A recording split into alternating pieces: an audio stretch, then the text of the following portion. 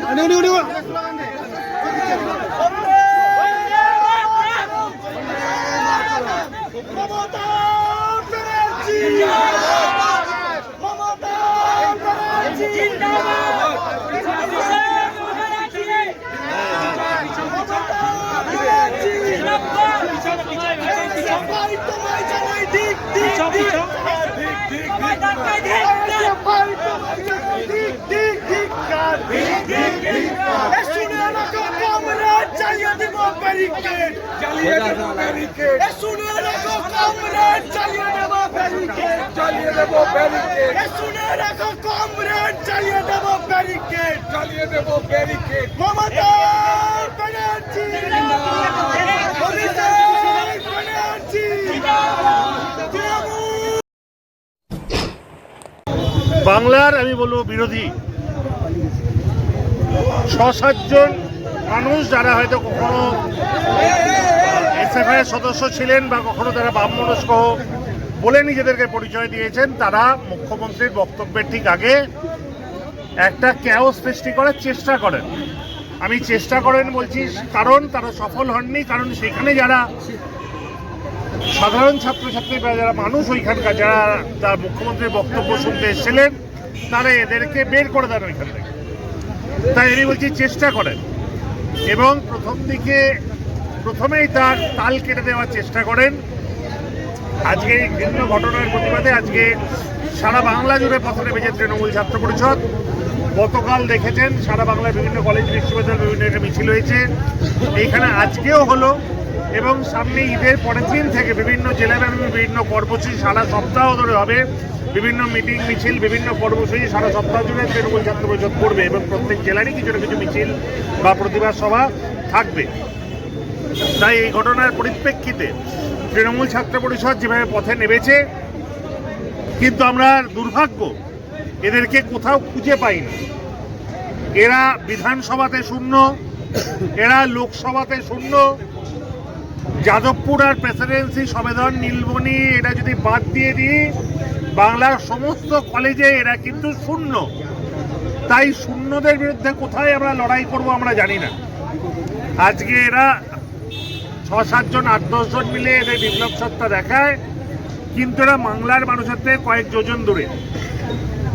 কারণ তারা যে বিক্ষোভ কর্মসূচিতে দেখানোর চেষ্টা করলো তার উদ্দেশ্য কি ছিল আমরা বুঝিনি। কেন তারা অক্সফোর্ড ইউনিভার্সিটির মতন জায়গায় যেখানে বাংলার সম্মান বাড়াচ্ছেন মমতা বন্দ্যোপাধ্যায়, ভারতবর্ষের সম্মান বাড়াচ্ছেন মমতা বন্দ্যোপাধ্যায়, তিনি সেখানে যখন দেশের নাম উজ্জ্বল করে বক্তব্য রাখতে যাচ্ছেন তখন বাংলার এই ঘৃণ্য রাজনীতি কেন বিদেশ ভূমিতে নিয়ে গিয়ে বিদেশের সকলের সামনে আমাদের মাথা নিচু করার চেষ্টা করা হলো আমরা জানি না। আমাদের একটা কথাই মনে পড়ছে, এরা বাংলা বিরোধী। তাই যখন দেশের নাম উজ্জ্বল করছেন মমতা বন্দ্যোপাধ্যায়, বক্তব্য রাখার চেষ্টা করছেন মমতা বন্দ্যোপাধ্যায় এবং মমতা এত সুন্দর বক্তব্য রাখলেন মমতা বন্দ্যোপাধ্যায়, এবং আপনারা দেখে থাকবেন যে মমতা বন্দ্যোপাধ্যায় যথেষ্ট শান্তভাবে এদেরকে ট্যাকেল করলেন এবং এদের কথার উত্তর দিলেন। এবার যদি আসি এদের বিক্ষোভের কারণ কি, আমরা দেখলাম আরজিকর নিয়ে কিছু বলল। আমাদের প্রশ্ন, যদি আরজিকর নিয়ে সত্যি তাদের কোনো বক্তব্য থাকে তবে কেন তারা মমতা বন্দ্যোপাধ্যায়কে জিজ্ঞেস করছে? আজকে এই কেসটি সিবিআই বিচারাধীন। সিবিআই তো মমতা বন্দ্যোপাধ্যায়ের অধীনস্থ সংস্থা নয়। আজকে ঘটনা ঘটার ২৪ ঘন্টার মধ্যে মমতা বন্দ্যোপাধ্যায়ের বা পশ্চিমবঙ্গ সরকারের পুলিশ সঞ্জয় বলে একজনকে গ্রেপ্তার করে। আজকে ঘটনা ৭ মাস হয়ে গেলেও সিবিআইয়ের তরফ থেকে নতুন কাউকে এখন অব্দি গ্রেপ্তার করা হয়নি বা দোষী সাব্যস্ত করা হয়নি সঞ্জয় বাদ দিয়ে কাউকে। তবে আজকে এরা কেন মমতা বন্দ্যোপাধ্যায় প্রশ্ন তুলছে? আজকে এসএফআইদের যদি কোনো ভূমিকা থাকে কেন তারা সিবিআইয়ের কাছে সিবিআই দপ্তর ঘেরাও করে জিজ্ঞেস করছে না যে কেন আর বাকি দোষীরা গ্রেপ্তার হলো না? যদি সত্যি এই সঞ্জয়ের বাদ দিয়ে আর কোনো দোষীর খবর তাদের কাছে থাকে তবে কেন তারা সেই দোষীদের কারা সেই নাম তারা প্রকাশ্যে আনছে না? কেন রাষ্ট্রপতি ভবন তারা ঘেরাও করছে না কেন? রাজ্যপালের ভবন তারা ঘেরাও করছে না? প্রধানমন্ত্রী যখন বিদেশ সফরে আসছেন কেন তাকে ফ্লেক্স পোস্টার দেখানো হচ্ছে না? কারণ একটাই, কারণ মমতা বন্দ্যোপাধ্যায়ের মতন একজন মানুষ এবং যে নারী, এরা তাদের কাছে এই গোহা হারটা এখনো সিপিএম হজম করে উঠতে পারে। যতদিন যাচ্ছে সিপিএম এর ভোট পার্সেন্টেজ কমছে, সিটের কথা ছেড়ে দিন, প্রত্যেকটা নির্বাচন আসে সিপিএম এর বিভিন্ন নেতারা ছাত্র যুবরা এমনভাবে বিপ্লব ঘটান মনে হয় যেন আজকেই বোধহয় বামপন্থীরা ক্ষমতায় চলে আসছে। কিন্তু এর অত্যন্ত দুর্ভাগ্যে যতদিন যাচ্ছে দেখা যাচ্ছে এসএফআই এর বা সিপিএম এর ভোট পার্সেন্টেজ কমছে, তার মানুষের থেকে দূরে সরে যাচ্ছে। কিন্তু এরা এতটাই বেলজ্জ, এটা এতটাই বাংলা বিরোধী যে এদের কোনো লজ্জা নেই।